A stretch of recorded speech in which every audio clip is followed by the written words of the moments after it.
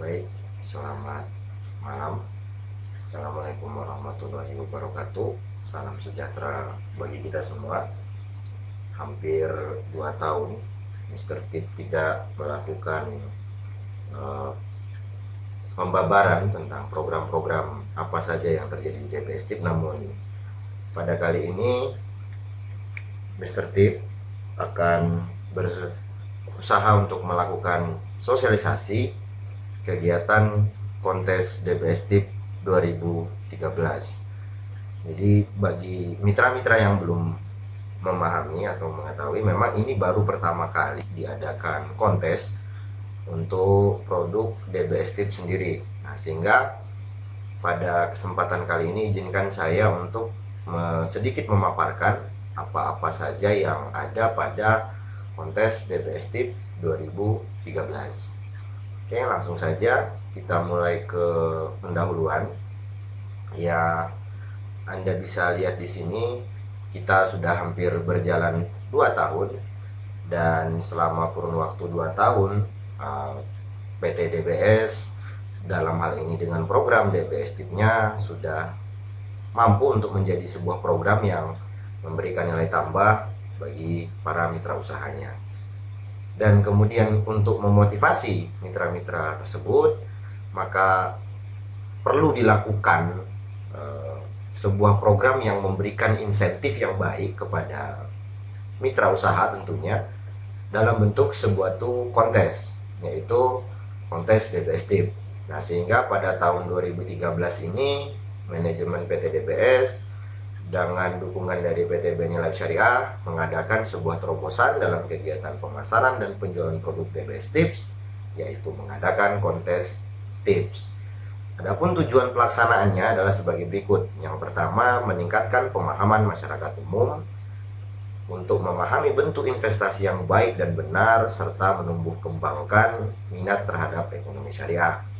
Yang kedua, mendorong dan meningkatkan kreativitas mitra usaha PT DBS dalam mengembangkan usahanya, sehingga mampu terwujudnya visi dari PT DBS itu sendiri, yaitu We Create Extraordinary People. Kemudian mampu meningkatkan daya saing produk PT DBS dan mitra usahanya. Dan yang terakhir, terciptanya suatu hubungan yang harmonis antara PT DBS dan mitra usahanya. Lalu ada beberapa pengertian-pengertian yang nanti akan sering diutarakan ketika kita akan membahas tentang kontes DBS Tips ini. Yang pertama, ada yang namanya kontes DBS Tip, merupakan kegiatan penjualan dari produk DBS Tip yang dilakukan penilaian serta dilakukan pemberian hadiah pada pemenangnya. Lalu ada lagi definisi tentang kontes bulan berjalan, adalah sebuah durasi atau lamanya kontes berlangsung yang dimulai tanggal 1 awal bulan dan berakhir pada tanggal 29, biasanya pada bulan Februari, atau 30 biasanya pada bulan genap, atau 31 pada bulan ganjil di bulan yang sama. Lalu ada lagi yang perlu Anda pahami di sini adalah definisi tentang waktu pendaftaran. Waktu pendaftaran sendiri adalah durasi selama kurang lebih 14 hari, mulai dari tanggal 17 sampai dengan tanggal 31 sebelum dimulainya bulan kontes berjalan untuk melakukan pendaftaran kepesertaan kontes. Kemudian, peserta adalah mitra usaha dari PT DBS yang memiliki hak usaha dan memiliki polis aktif DBS Tips. Lalu kemudian melakukan pendaftaran kontes dalam masa waktu pendaftaran. Lalu kemudian pengertian berikutnya ada dokumen, merupakan sesuatu yang tertulis atau tercetak atau bentuk digital dan segala benda yang mempunyai keterangan-keterangan, dipilih untuk dikumpulkan, disusun, disediakan, atau untuk disebarkan. Lalu ada lagi yang namanya lembar kendali. Lembar kendali sendiri merupakan dokumen yang digunakan oleh penyelenggara untuk melakukan pemantauan terhadap seluruh peserta kontes. Semua peserta wajib melaporkan lembar kendali secara berkala sesuai ketentuan yang ada pada bab 4. Nanti akan dijelaskan. Kemudian, kategori kontes adalah tingkatan yang ada pada kontes DBS Tip yang terbagi menjadi kontes bulanan, kontes semesteran, dan kontes tahunan. Jadi akan ada 3 kontes yang akan dilaksanakan. Lalu sponsor Sponsor adalah mitra usaha baru yang telah diberikan penjelasan oleh peserta kontes secara detail terkait dengan produk PT DBS dan kemudian mampu mengambil keputusan secara sadar untuk membelinya. Definisi yang berikutnya ada produksi pribadi adalah jumlah nominal dalam bentuk mata uang Indonesia rupiah di sini yang dihasilkan dari penjualan peserta kontes DBS Tip kepada nasabah atau mitra usaha baru dan dilakukan akumulasi secara berkala. Lalu ada lagi yang namanya hadiah. Hadiah adalah sebuah bentuk pemberian, bisa berupa kenang-kenangan, bisa berupa penghargaan atau bahkan penghormatan kepada peserta yang memenangkan kontes di setiap kategorinya. Oke, lalu saya akan masuk ke bab 2. Di sini kita akan bahas tentang penyelenggaraan, lebih ke bab 2 tentang pengorganisasian, maaf. Yang pertama di sini kita akan bahas penyelenggara dan ketentuan umum. Untuk kontes DBS Tip 2013 diselenggarakan atas kerjasama antara jajaran direksi serta manajemen PT DBS yang didukung oleh PT BNI Life Syariah. Nah, untuk menciptakan sebuah iklim kontes yang kompetitif, sportif, dan adil, maka pihak penyelenggara telah mencapai ke suatu kesepakatan bahwa pemilik perusahaan beserta keluarga, jajaran direksi PT DBS beserta keluarga, jajaran manajerial PT DBS beserta keluarga, jajaran staf dan karyawan PT DBS beserta keluarga, dan tim juri penilai beserta keluarganya tidak diperbolehkan mengikuti kontes DBS Tip. Oleh karena itu, bagi Anda yang sudah termasuk pada jajaran disebutkan, mohon maaf, Anda belum bisa mengikuti kontes DBS Tip. Lalu untuk ketentuan umum kontes DBS Tip 2013 adalah sebagai berikut. Bisa Anda lihat di sini, setiap peserta kontes wajib melakukan pendaftaran. Jadi cukup sekali daftar untuk masa berlaku 1 tahun atau 1 musim kompetisi kontes ini pada masa waktu pendaftaran yang tentunya nanti akan ditetapkan berikutnya. Kemudian poin kedua, peserta yang belum mendaftar atau terlambat mendaftar dapat melakukan pendaftaran untuk mengikuti kontes pada bulan berikutnya. Lalu poin yang ketiga, seluruh dokumen yang diminta oleh penyelenggara, dalam hal ini panitia, wajib untuk dipenuhi oleh peserta tanpa kecuali. Lalu kemudian peserta yang memenangkan kontes kategori bulanan sebanyak 3 kali berturut-turut atau tidak, jadi total jumlahnya 3 kali, tidak diperkenankan untuk mengikuti kontes pada kategori tersebut. Yang terakhir, tentunya keputusan penyelenggara adalah mutlak dan tidak dapat diganggu-gugat. Oke, kemudian untuk poin berikutnya akan masuk ke syarat-syarat kepesertaan. Nah, beberapa syarat untuk menjadi peserta kontes adalah sebagai berikut. Yang pertama, peserta adalah mitra usaha yang tidak pernah atau tidak sedang melakukan pelanggaran kode etik bisnis, baik dalam kategori perilaku kriminal maupun perilaku tidak pantas. Yang kedua, peserta adalah mitra usaha yang sudah memiliki hak usaha atau HU dan polis aktif DBS Tips. Yang ketiga, peserta hanya boleh mendaftarkan 1 hak usaha saja untuk mengikuti kontes. Dan yang keempat, peserta wajib melaporkan lembar kendali secara berkala sesuai dengan ketetapan-ketetapan yang ada pada bab 4 dari petunjuk pedoman teknis kontes ini. Yang kelima, peserta melakukan aktivitas pemasaran dan penjualan produk PT DBS Tips secara langsung dan pribadi, serta melakukan pembinaan yang baik terhadap nasabah yang direkrut. Lalu bagian ketiga ada tentang juri.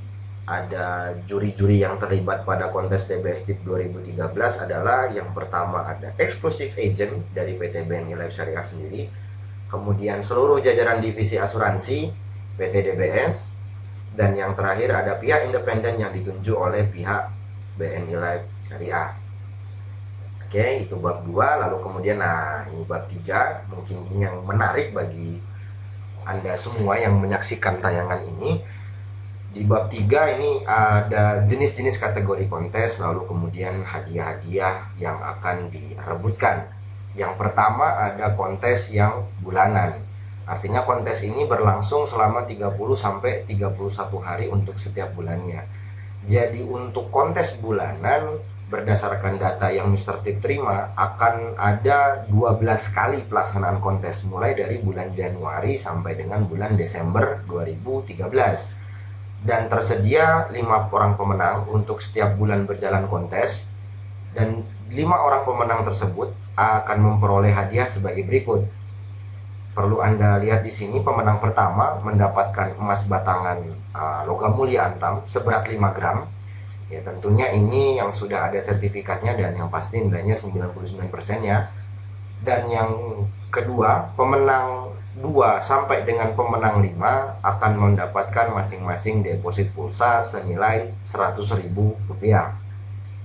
Untuk pengumuman pemenang akan diumumkan pada website dbstip.com atau dutaforfuture.com. Lalu ada juga kontes yang bersifat semesteran. Kontes semesteran merupakan akumulasi dari kontes bulanan. Apa itu akumulasi dan bagaimana pelaksanaannya nanti akan diilustrasikan di bagian terakhir. Kontes semesteran pada dasarnya dibagi menjadi 2 tahap. Yang pertama tahap pertama itu dimulai dari 1 Januari 2013 sampai dengan 30 Juni 2013. Lalu kemudian ada tahap 2 yang dimulai dari 1 Juli 2013 sampai dengan 31 Desember 2013. Nah, masing-masing tahapan ini hanya akan ada 1 pemenang dengan hadiah berupa wisata religi senilai Rp15 juta untuk setiap tahapannya. Artinya dalam 1 tahun akan ada 2 pemenang dari tahap 1 maupun tahap 2. Jadi 1 dari tahap pertama dan 1 orang dari tahap kedua. Totalnya ada 2 pemenang yang akan memperoleh wisata religi senilai Rp15 juta.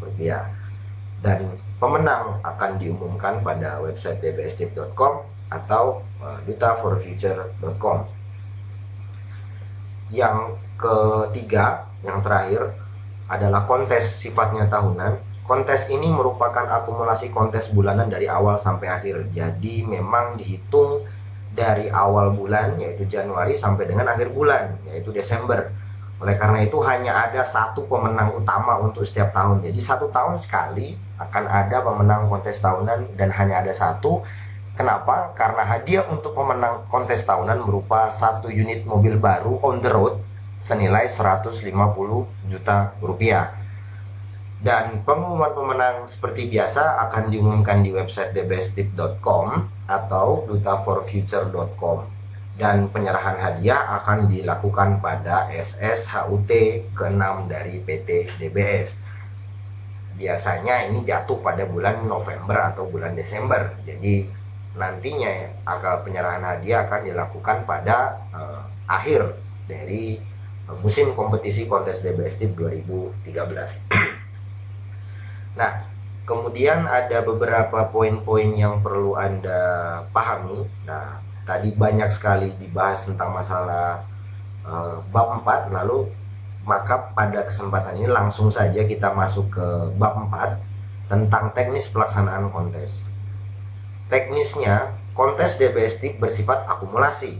Artinya, setiap bulan hasil yang sudah dikumpulkan oleh peserta akan diakumulasi oleh penyelenggara, dalam hal ini panitia, sehingga untuk bisa memenangkan hadiah-hadiah di atas, maka semua peserta kontes DBSTIP wajib memahami, mematuhi, dan menjalankan seluruh kegiatan dari awal hingga akhir.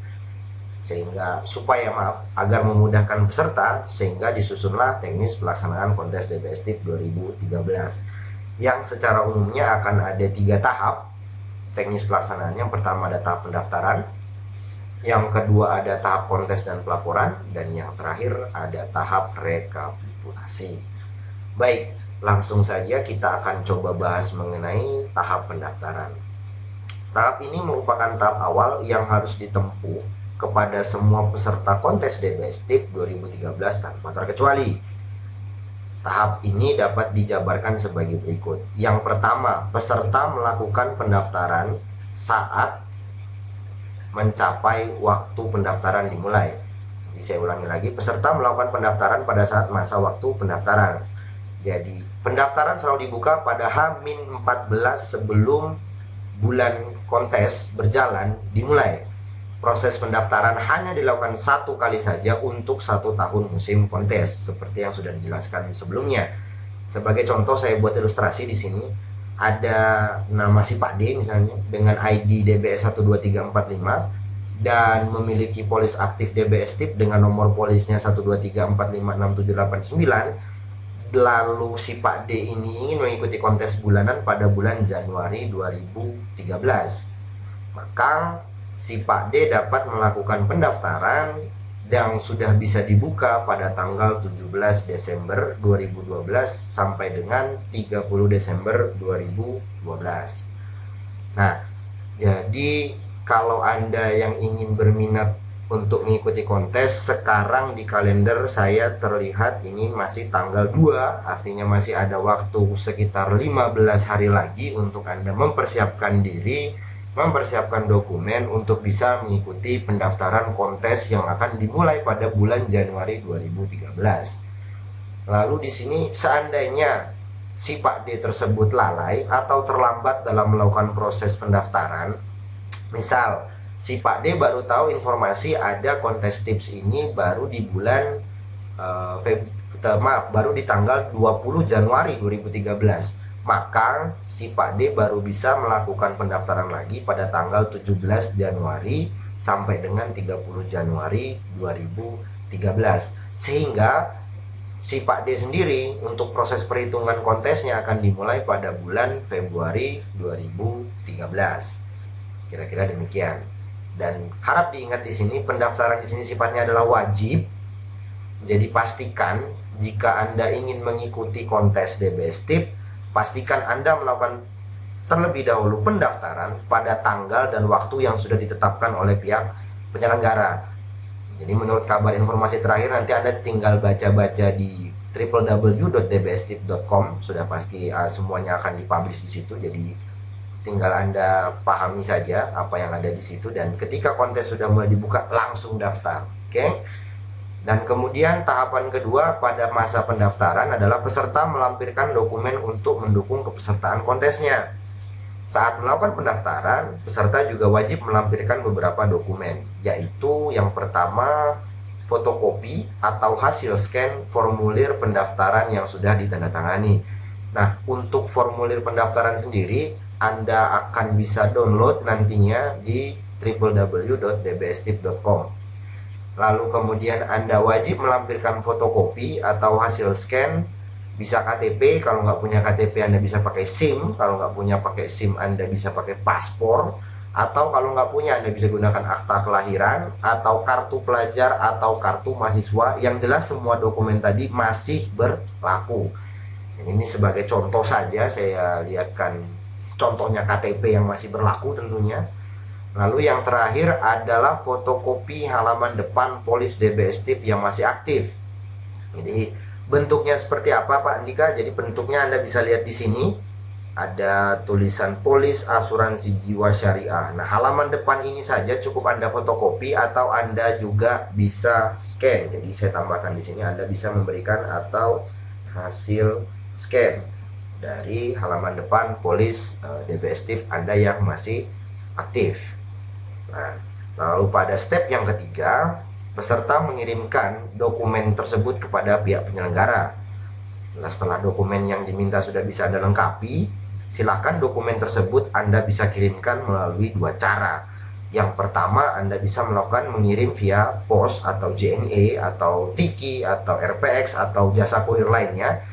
Silahkan masukkan dalam satu amplop yang tersusun rapi tentunya, lalu kirimkan semua dokumen tersebut ke alamat PT Duta Business School, Divisi Asuransi, dengan alamatnya Geraha DBS, Grand Surapati Core, Jalan PH Mustafa, nomor 39, Bandung 40192. Itu cara yang pertama.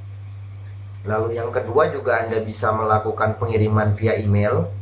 Bagi Anda yang ingin praktis tentunya, ingin cepat, jadi Anda bisa mengirimkan email ke kontestips@yahoo.com, kontestips@yahoo.com dengan judul pendaftaran kontes DBS TIP Dan attachment yang Anda lampirkan seperti yang terlihat pada gambar di sini, ada halaman depan, formulir pendaftaran, dan scan KTP. Kalau di sini menggunakan hasil scan. Jadi misalnya ini ada isi beritanya, mohon agar didaftarkan sebagai peserta kontestif dengan nama si Pak D, ID DBS-nya sekian sekian sekian. Jadi Anda bisa lihat di gambar yang tersedia. Di sini ada salah satu contoh kontes yang peserta yang sudah siap untuk mengirimkan emailnya ke kontes DBST. Nah, lalu setelah dokumen dikirimkan baik via pos maupun email, maka pihak penyelenggara akan mengumumkan peserta yang sudah bisa mengikuti kontes DBST. Nah, kemudian harap diingat nomor-nomor di bawah ini adalah nomor-nomor yang biasa kami gunakan untuk melakukan konfirmasi kepada para peserta kontes. Jadi Anda bisa lihat di sini ada telepon 02287242755. Lalu ada nomor handphone 0819 109-nya ada 5 kali 2. Lalu ada 0821 2692 7900. Lalu ada fax, ada 022 8724 2756. Artinya kalau Anda sudah mendaftar lalu mendapat konfirmasi selain dari nomor di atas, berarti Anda wajib mencurigai bahwa itu adalah penipuan. Nah, lalu ya silakan dihindari ya. Usahakan Anda memperoleh nomor-nomor ini. Jadi bagi yang Anda belum sempat catat, silakan Anda catat, maka ini adalah nomor-nomor resmi yang akan kami gunakan ke depannya dalam rangka sosialisasi program kontes DBST. Nah, itu adalah tahap pengiriman. Setelah tahap Anda mengirimkan dokumen, lalu Anda bisa masuk ke tahap berikutnya, yaitu tahap kontes dan pelaporan. Nah, ketika peserta sudah lolos tahap verifikasi oleh penyelenggara, maka setiap tanggal 1 bulan kontes berjalan, peserta sudah bisa mengikuti dan memiliki peluang untuk memenangkan hadiah yang sudah disediakan oleh kontes DBST. Nah, guna memperoleh data dan hasil yang akurat, penyelenggara akan menyediakan kepada semua peserta yang telah lolos validasi berupa lembar kendali. Pengertian lembar kendali Anda bisa cek lagi di tayangan sebelumnya, ada di bab 1 di poin ke-6 ada itu definisi tentang lembar kendali.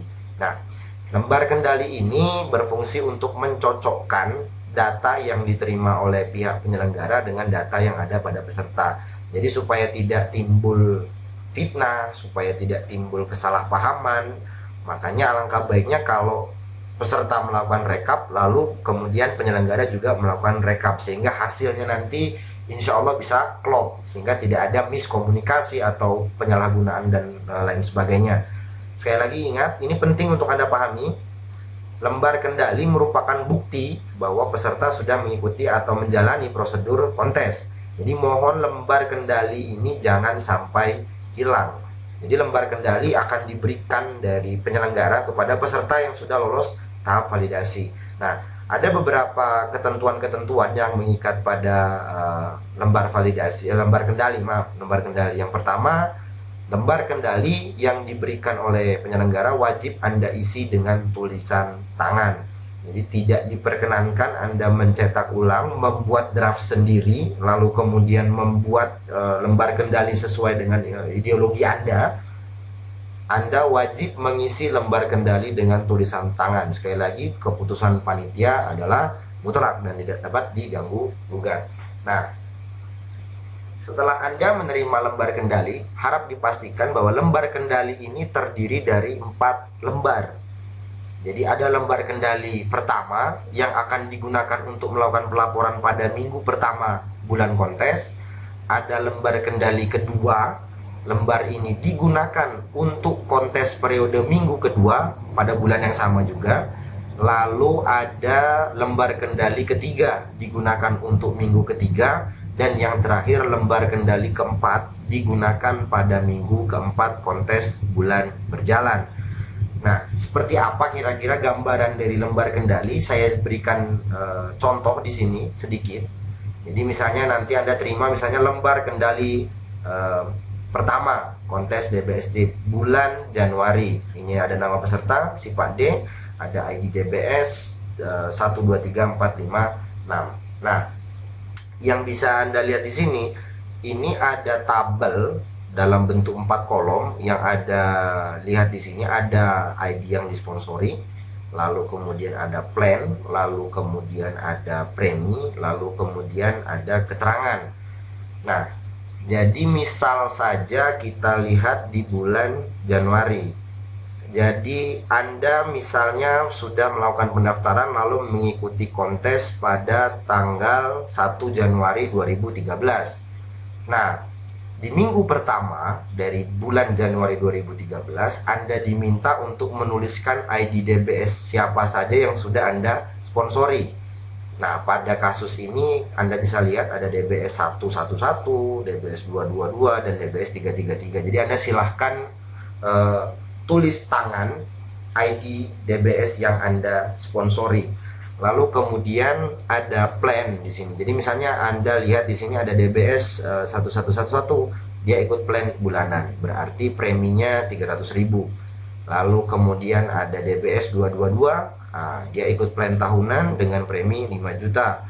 Lalu ada DBS 333, dia ikut plannya bulanan, tapi premi yang distorkan adalah 18 juta, sehingga Anda bisa berikan keterangan di sini bahwa yang bersangkutan adalah lumsum bulanan.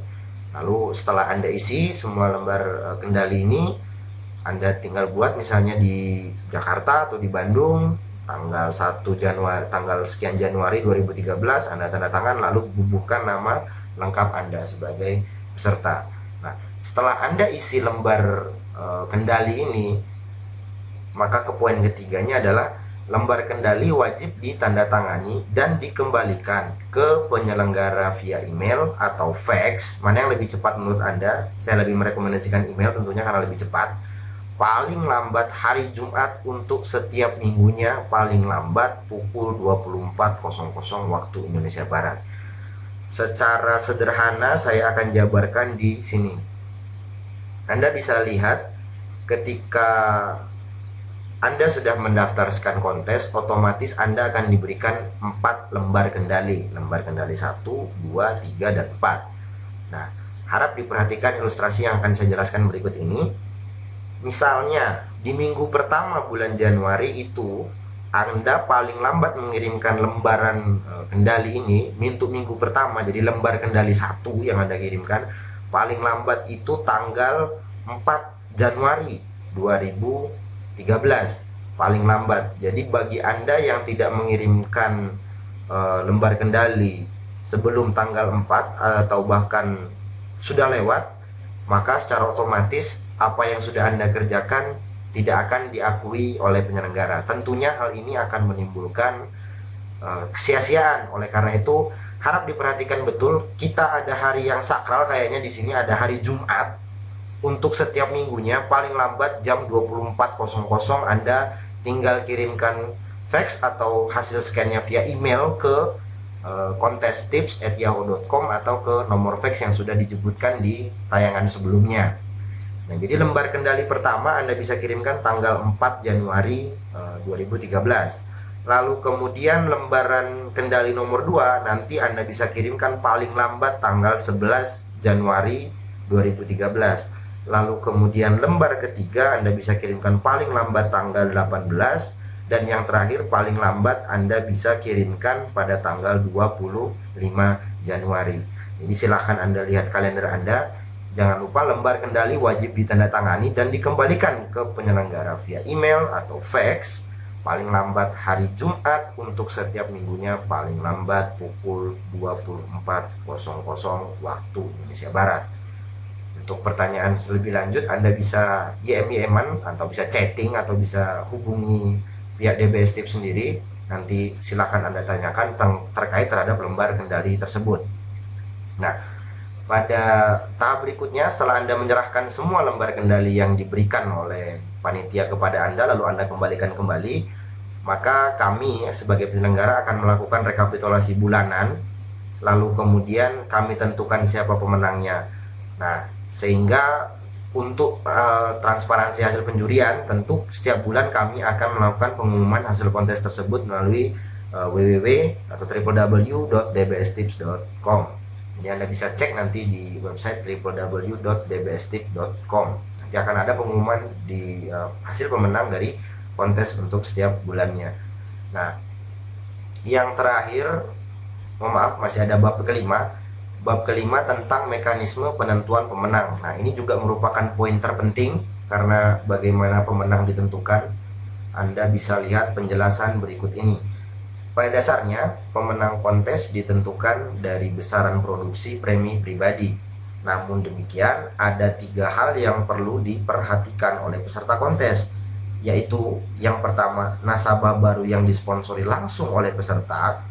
Artinya nasabah tersebut termasuk pada generasi pertama. Sudah jelas kalau orang yang Anda sponsori pasti langsung diakui sebagai generasi pertama Anda.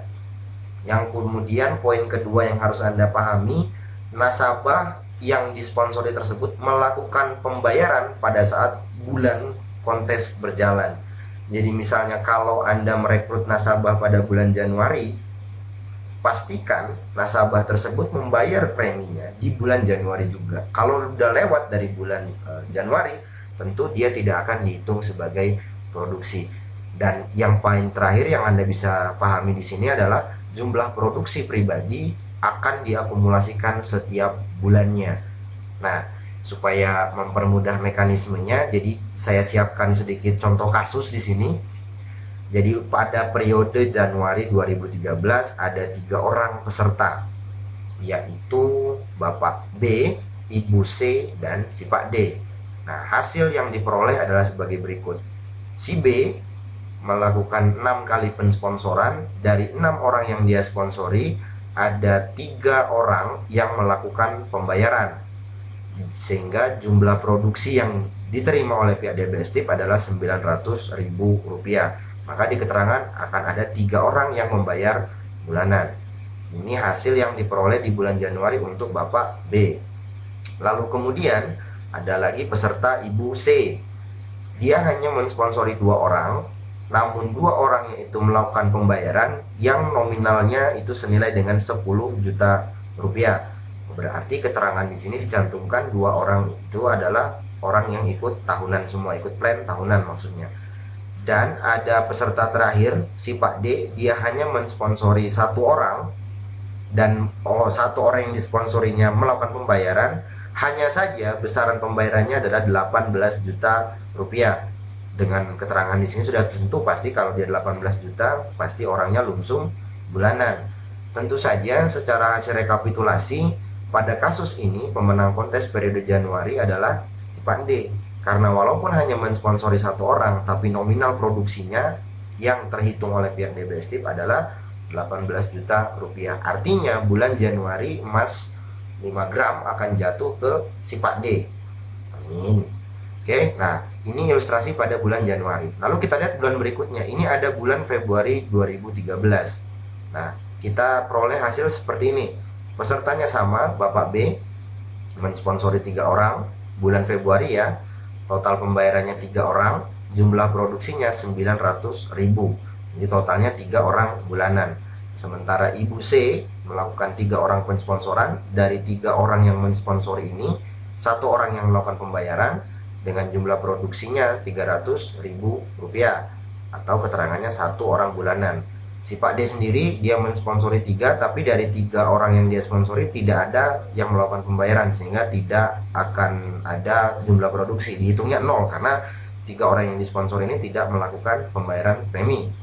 Sehingga pada bulan Februari pemenang kontes adalah Bapak B. Kenapa? Karena dilihat dari jumlah produksi yang paling besar di sini, Bapak B punya jumlah produksi 900.000, dan otomatis di bulan Februari yang menerima emas seberat 5 gram adalah Bapak B, sesuai dengan hasil rekapitulasi kami.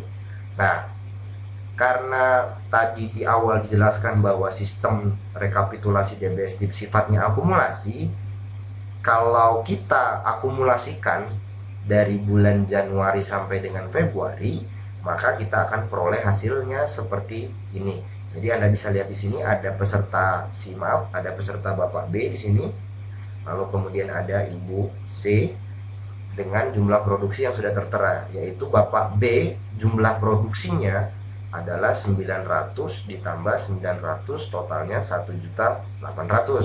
Lalu kemudian ada ibu C, program total produksinya adalah 10 juta ditambah 300.000, menghasilkan jumlah produksi 10.300.000. Dan si Pak D memiliki total dari bulan Januari sampai dengan Februari sebesar 18 juta rupiah.